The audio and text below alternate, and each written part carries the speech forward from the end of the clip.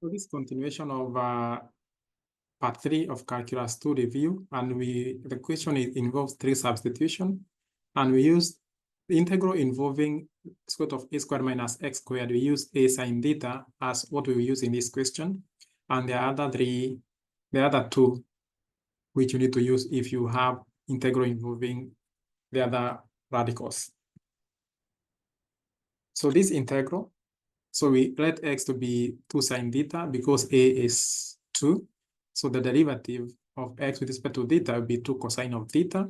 And then we substitute all x's with theta, getting this answer. We keep on simplifying and we factor out the constant to have 16. Then the integral from 0 to pi over 2 sine squared theta cosine squared of theta d theta. Then from there we use trig identities. And then we change sine squared theta to a half 1 minus cosine of 2 theta and cosine squared of theta as a half 1 plus cosine of 2 theta. These two are trig identities. So when we substitute them or when we write them in the integral, we'll be having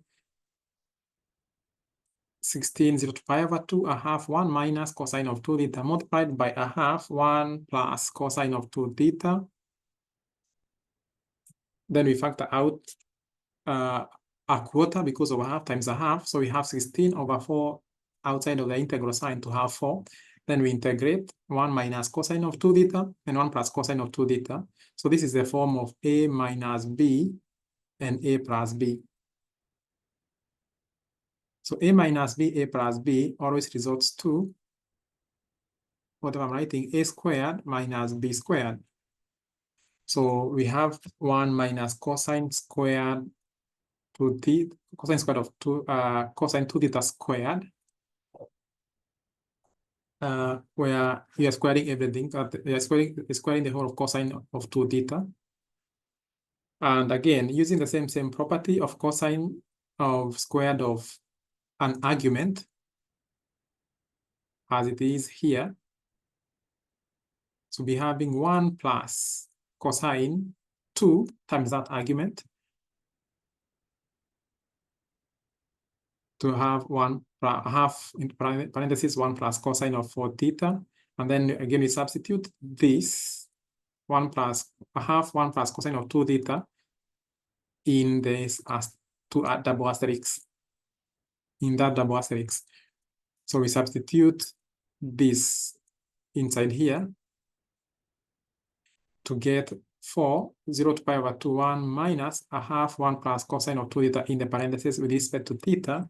And we have 4 integral from 0 to pi over 2 1 minus a half minus cosine of 4 theta divided by 2 with respect to theta.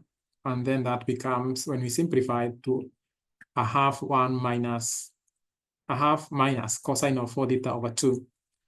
And then when we integrate with respect to theta, we have theta over 2 minus sine 4 theta divided by 4 times 2, which is 8. And then when we use the fundamental theorem of calculus to substitute the limits of integration, we have the answer as pi. All that we are doing, because sine 4 theta over 8 will always go 0. When we substitute theta, if it was pi over 2, we get an integer. The n here becomes an integer. That's why we're getting a 0 for the part with pi over 2. And the part with 0, sine of 0 is a 0. So ending up with pi. That's the end of that question.